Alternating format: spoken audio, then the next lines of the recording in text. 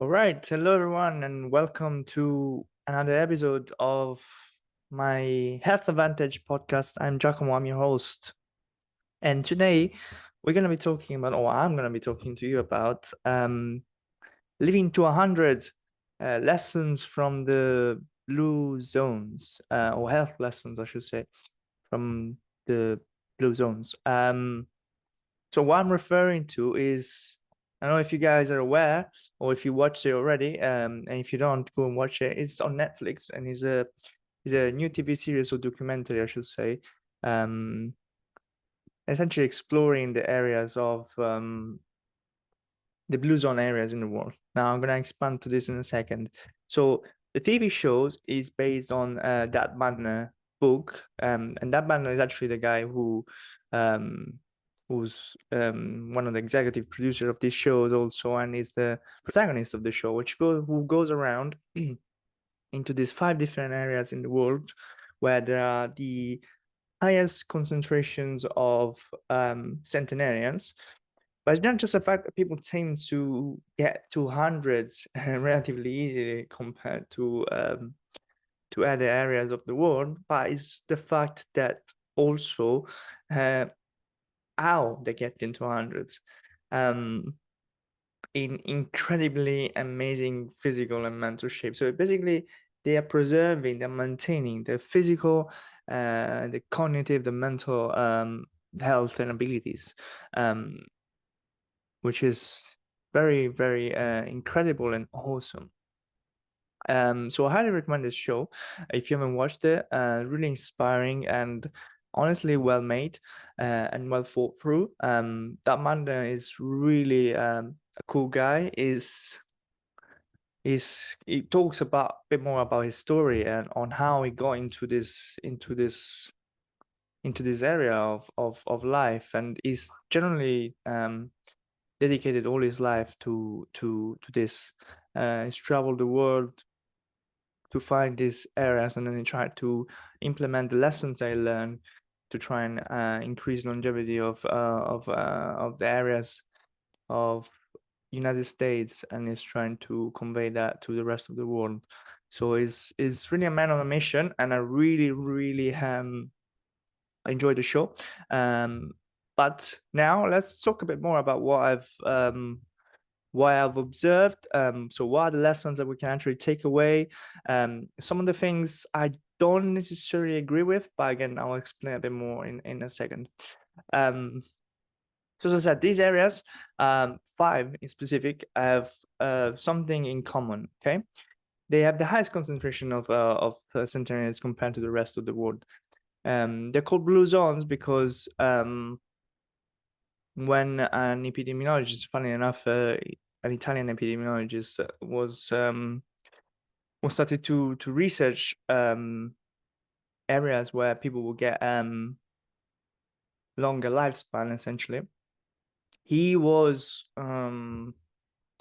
he found that in a zone of Sardinia, there were quite a few people getting over 100. So every time he found a group of people in this area, would just drop a blue dot onto the map. And that's how the blue zone came out, because essentially he found out after a while that um, basically there was so many blue dots that become like literally a blue area, a blue zone. So yeah, one of the areas, so one of the zone is actually in Sardinia, Italy. The other one is Okinawa, Japan. The other one is Nicoya in Costa Rica.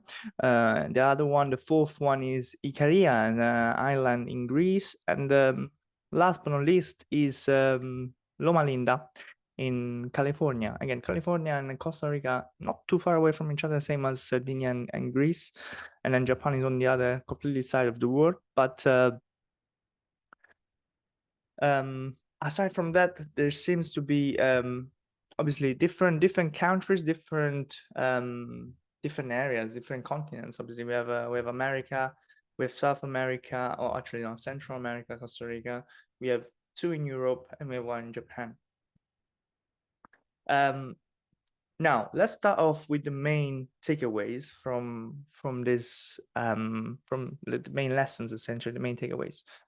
So are these people getting to this stage? Are these people getting maintaining their health and maintaining their health span, not just their lifespan? Health span meaning they're maintaining, as I said, like their physical and mental health. So there seems to be some common trends, which is what Dan, the author of the show, the author of the book, seems to look for. First and foremost, they are not sedentary. They maintain an active life, and they are due to maintain an active life pretty much because of their environment. And their environment is probably the most important factor in all of this. And again, I want to expand a bit more into that in a second. So we said they keep moving. They have very good eating habits because they eat well, but in moderation. They have a strong sense of community around them. They have people they can rely on. More often than not, they have their families that live in close proximity, and they have obviously nature is a common denominator as well. They are all based in areas in rural areas where nature is quite dominant, and again part of the environment, as I mentioned before. They have naturally very low levels of stress because they live a simple life and they live a very, very relaxed life. They have a strong sense of purpose. And again, I'll get to that more in a second. They have faith. And as I said before, they prioritize, obviously, social commitments and relationships in general. And which is funny enough is it's pretty much the opposite of what our Western society and what our Western culture as of now seems to have promoted in the last few decades at least. So we mentioned environment. One of the main things I want to mention also is genetics. Now, the in the show they briefly mentioned it. They briefly mentioned the part that especially in islands like Icaria, sorry, in Greece and Sardinia, those places are developed obviously over a long period of time, same as Okinawa in Japan. They developed over a long period of time, and they are more often almost quite isolated places. So the places where other people could not get through that easily. Other people would not get through, and sometimes this was a reason of struggle. For example, in Greece, the Greek island, it was so isolated that they could not have food supply from the rest of Greece, from the rest of the world. So they had to become self-sufficient. Same as from Okinawa, where in tough periods during the war and after the war, this place has to basically become self-sufficient, and they had to find their own food to produce and to eat. They have to produce their own foods. So what this means and what that has meant for them is that obviously they've to pass through generations over generations of genes, and they've developed almost this health sanctuary of genes. Because again, another example is the Sardinia place, which is very, as I said, like isolated. It was almost like a medieval little town on top of a hill, which is very hilly and again very difficult to get to, and very isolated. So again, people would essentially carry their own genes and stay in the same place. So obviously, if you eat well, if you live a simple, very healthy lifestyle, and that goes on for centuries, then this is more likely, obviously, to get passed on.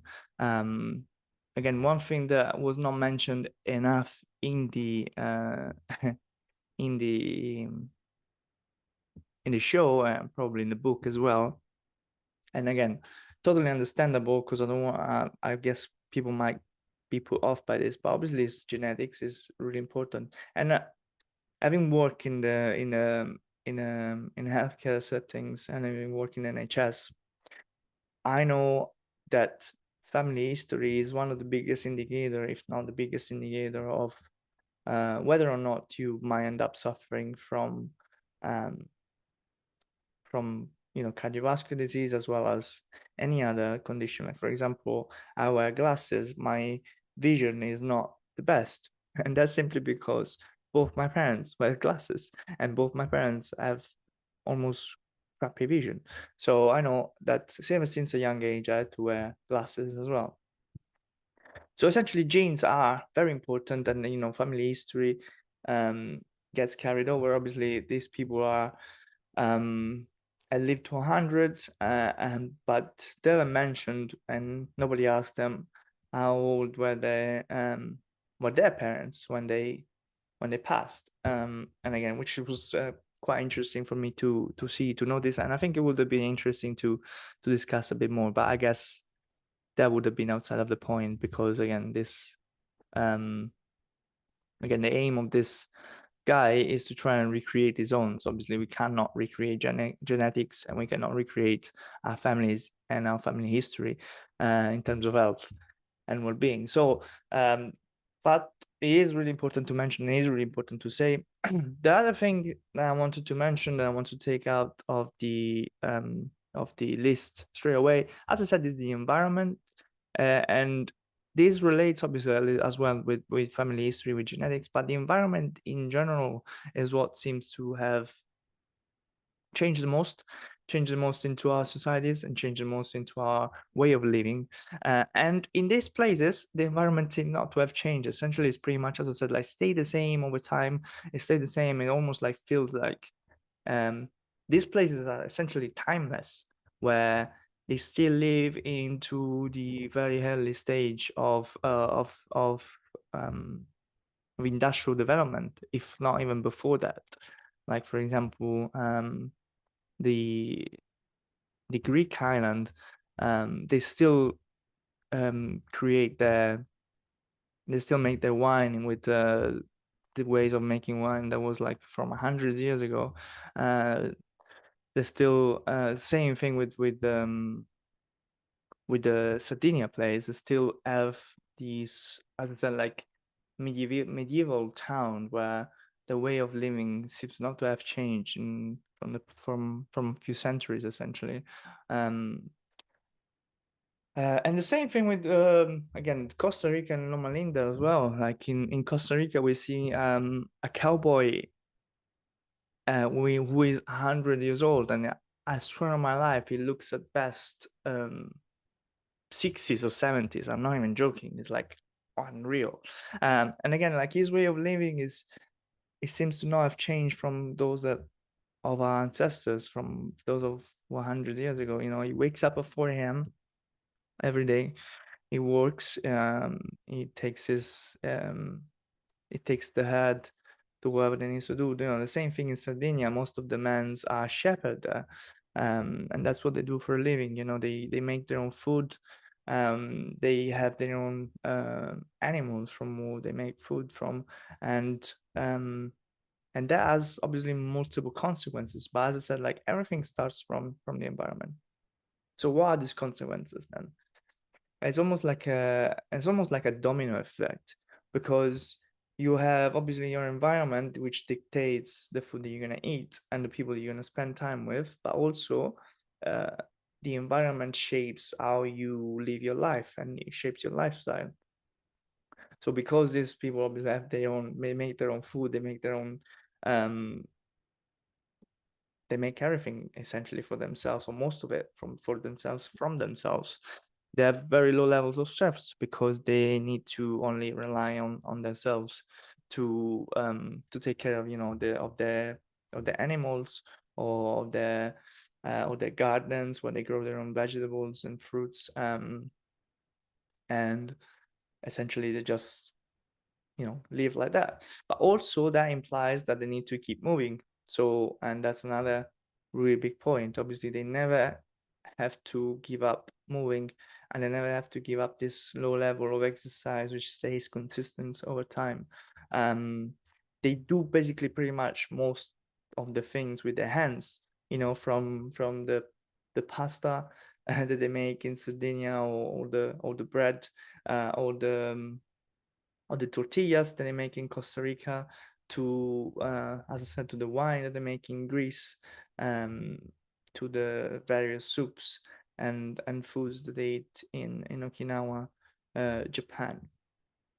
So again, as you can see, it starts from the environment and then obviously dictates the choices that these people have to make on a daily basis, which is moving to make their own food, moving to make their own instruments, moving to make their own um, to get their own wood to make the fire, and moving to see other people and to see their friends which live around them but not next to them, to see their families which live next to them, but not with them, or with them, but they come, or they don't live with them, they don't live close to them, but they come visit very often.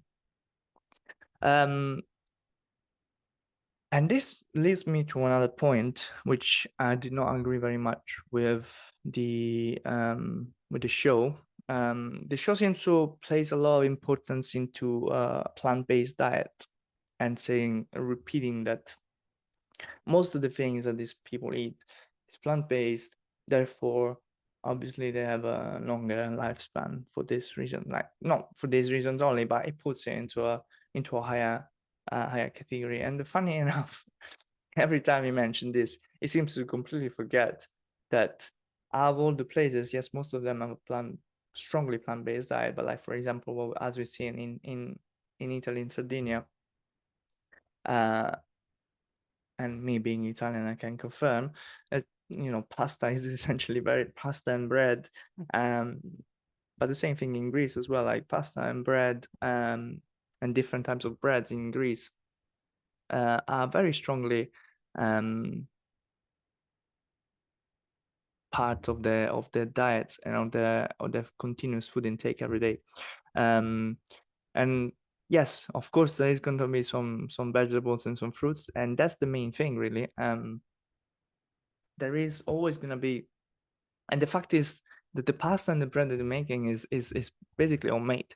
So the fact is that um, I wouldn't place plant-based diet as much as important as the fact that they are having basically very wholesome foods continuously through their diet, that they're having, yes, a lot of levels of fiber coming from fruit and vegetables, but they also that the quality of their food is strongly associated with the level of health that they have, because as I said, like, they make their own food. It's not just that they make their own pasta, but they probably add their own eggs, from their own chickens.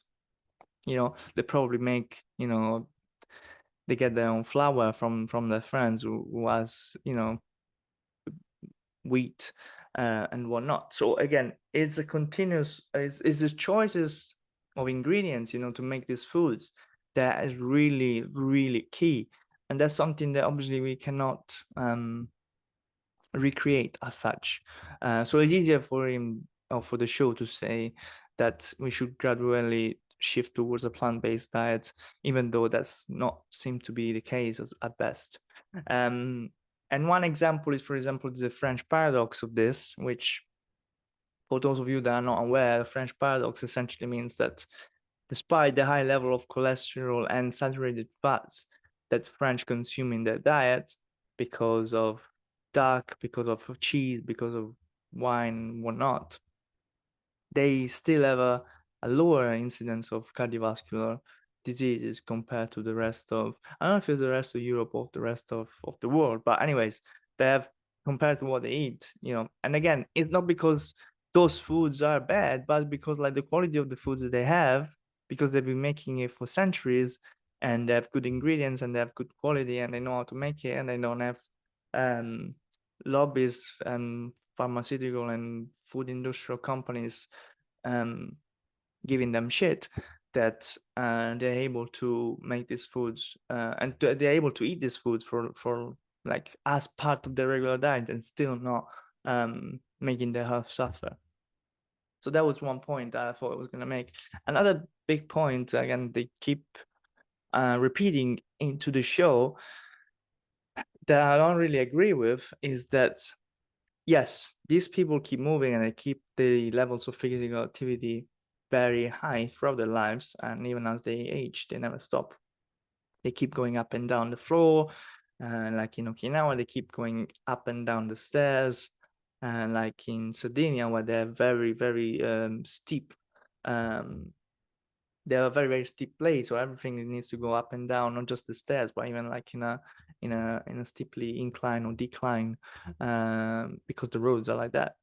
Uh, and yes, they consume obviously more calories overall because they keep moving, but again, they put this emphasis on the calories consumed versus the calories ate.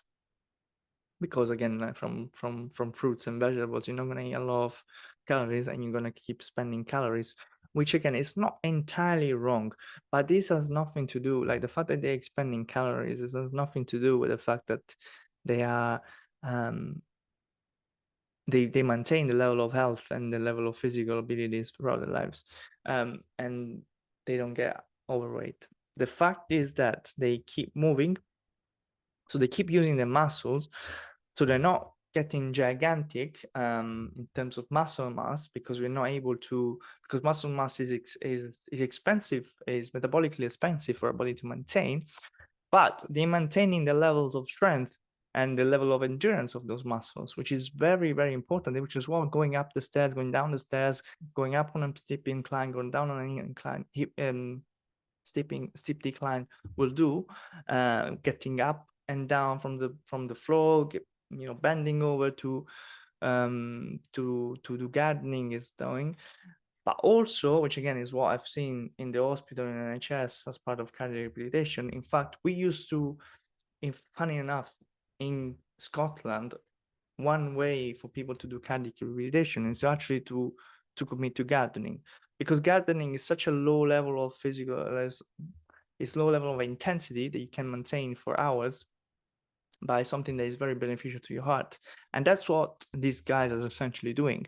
They're doing high levels of low intensity physical activity for quite a long time, throughout the days and throughout the weeks and throughout the years and throughout their lives, essentially.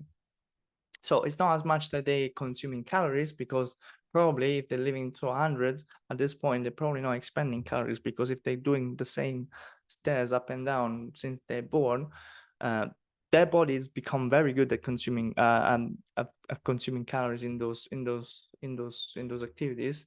So they probably consume very little calories. So again, there is like a lot of influence into obviously trying to make people move more, therefore telling them that expending more calories. In reality, there's much more beneficial cardiovascular and health for the hearts in those movements, in those physical activities they're performing every day throughout their lives. So that was another point. It's not as much as I said, like they need to they need to spend more calories, it's just they don't consume as much because their diet is rich in, as I said, like fruits and vegetables and homemade food and very good quality food, which are obviously low in calories, very high in fiber, very high in micronutrients. They're not very stimulative and rewarding in terms of making it more, because they're not very palatable foods. For example, they don't have they have very little, if any, really foods that comes from a high sugar, high fat, a highly palatable food. They don't have them at all. So they're not consuming them, therefore they don't have this continuous stimulation of the dopamine systems in the brain that makes them want to eat more, and therefore they eat less overall, but they eat very good quality and very good micronutrients and macronutrients. So again, it's not as much of a fact that they eat a lot of calories or they eat less calories or they consume more calories. It's fact that they eat good quality food, they have good quality ingredients, they have a good quality of life, they move, so therefore they keep their health healthy, and also the muscles active, which is as simple as what we should be worrying about. So then moving on, again, really, really good points that the show uh, brings across, the fact that these people prioritize their relationships. They prioritize religious faith, and they have a strong sense of community, and they have a strong sense of purpose. You know, um, in the Okinawa part, the Japanese part, obviously they have the concept of a ikigai, which is basically the sense of purpose, the reason for living, and for the Greece, for the Greek island, they they show the example of this very, very cute couple where he's in his 90s, and she's in her 80s, and he had lost his wife when he was in his 70s, his first wife, and then he said they met, he met this new wife in church, and he said they fall in love, and like it's amazing how they commit to each other, you know, and they spend time together, and they you can really tell that they enjoy each other's company, and they really take the time to make that priority. And the sense of community that comes across, for example, from the Sardinia, from the Italian community, where they show the example of this woman who never got married, and never had children of their own, but she has the family of her sister, so the daughters, the sons and the grandsons and the grandchildren from the sister, from her sister, who have essentially treated her like a second mom, and who also always made sure that she was part of their family, and who when and they tell a time when she was ill in the hospital, and they essentially they were losing her, and they made sure that every day they would go and visit and talk to her and spend time, you know, and you know, and hold her hand, and they somehow managed to to get her back. And then finally, I want to tell the story. Obviously, I don't want to spoil it completely, but uh, this is very important for me to say. Um, the the sense of community, I think, is also a sense of belonging, and this came across from this guy who from one of the Greek inhabitants of the island, who moved to the USA to make a life for himself, essentially, and then he worked all his life, and he found a wife, again, of Greek origin, and they had their families and whatnot. And then in his 60s, he got found essentially a terminated um, lung cancer, and he got given only a few months, if any, if a year at best, to continue living. So he decided to take his wife and to move back to Ikaria, to his original place in Greece. Um, and the beautiful thing that this show um has brought to us, has brought to me, is that essentially they go and visit this guy when he's 100 years old, and he said, well, I don't know, I just forgot to die, I guess. Um, and he's a very unique and strange, how do you say, episode, I would say. It's a very unique and strange happening, and the fact that he didn't start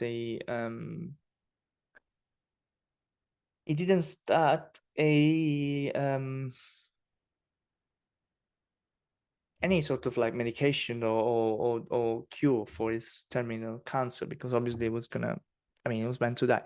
So he just went back home and lived the life of the locals. He ate the food of the locals, and that seems to have cured his terminal cancer and to have made him live up until he was 100 years old, which is crazy. And I guess for me it's even more fascinating and even more interesting because I could have seen myself essentially being that, I come from a very similar place. I come from a small town in Italy by the sea where the food and the place is amazing. But I moved here obviously to try and make something out of myself. And yeah, that was really that was really interesting, really fascinating. And for sure I can say that obviously moving away from the place where you are from, it's never the same. And probably reconciliating with his own past, with his own life has made him almost found a second life. Um, so that is it pretty much from the show, and that is it pretty much from my thoughts and from my takeaways of this show and of this way of living. Unfortunately, the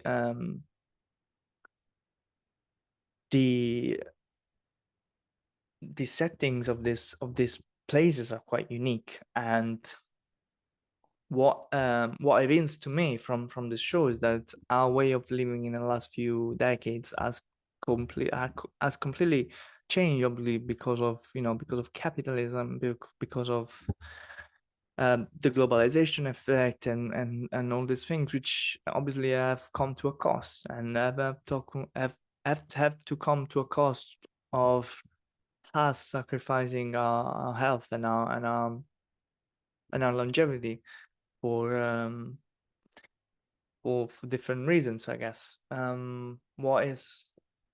I think what was the most common theme and most common point of all these places is that they live a life completely stress free. I mean, they probably have their own stress. No, don't get me wrong. They're humans, so they must have the same, the same human emotions and reactions that we do on a daily basis. But I do think that way of living is essentially very more obviously it's very more chilled, very more relaxed, and they have very little worries.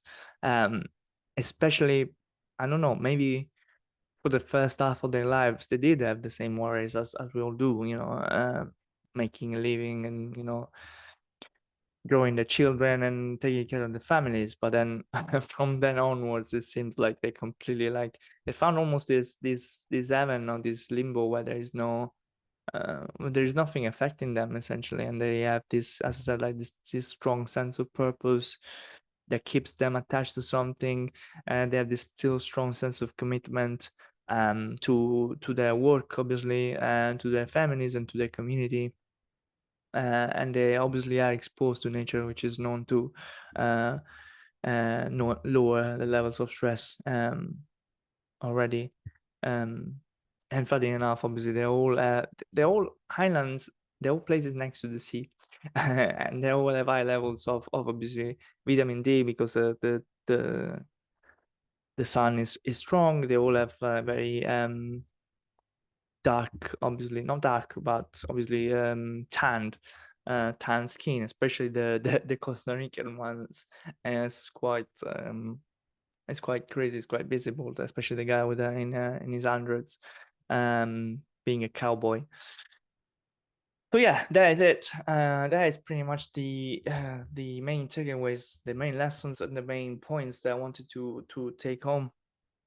I guess we could probably discuss a bit more now to apply some of these lessons for us, because that's what this guy actually tries to do, and trying to take the main points and then apply to them, and essentially just trying to be a bit more, how can we make this applicable to our societies, and how can we make this a bit more integrated to our way of lives.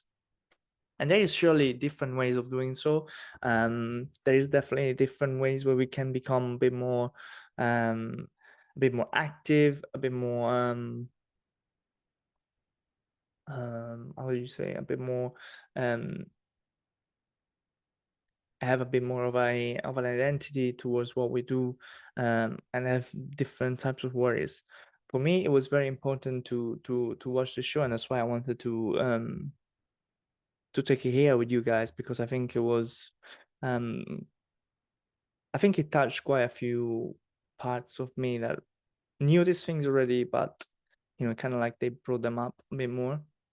Obviously, I've always been into these areas of health and longevity and lifespan and health span, and how are we able to maintain our level of both physical and cognitive abilities for as long as possible. um and what obviously has come out of these things is that our way of living is essentially not very conducive to that.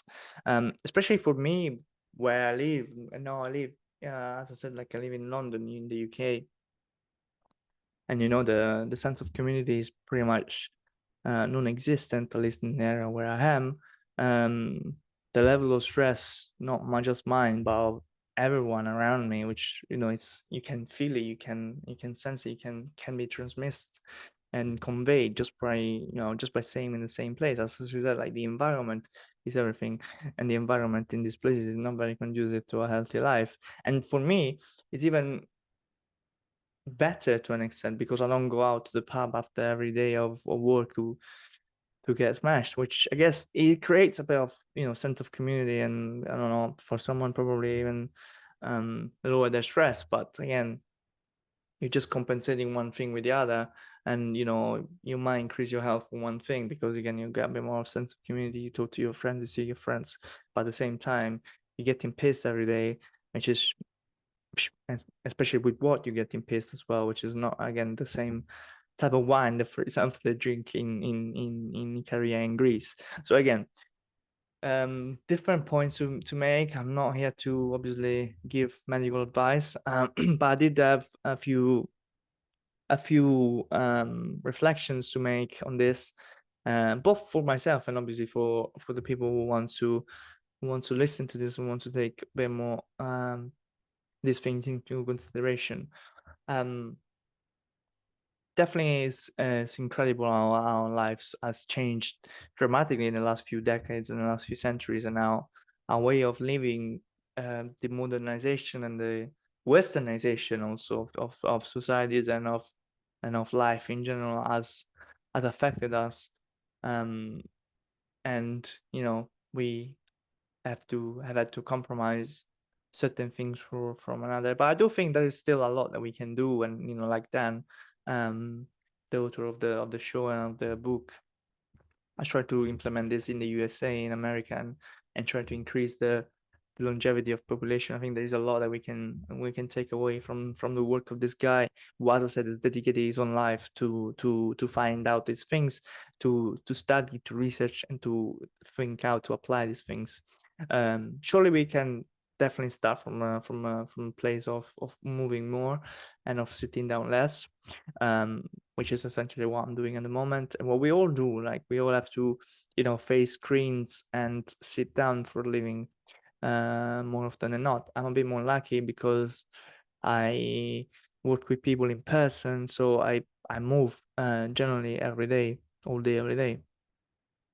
But for example, again, a different example, I find it more difficult to control my eating because of that, because again, the levels of stress increase, and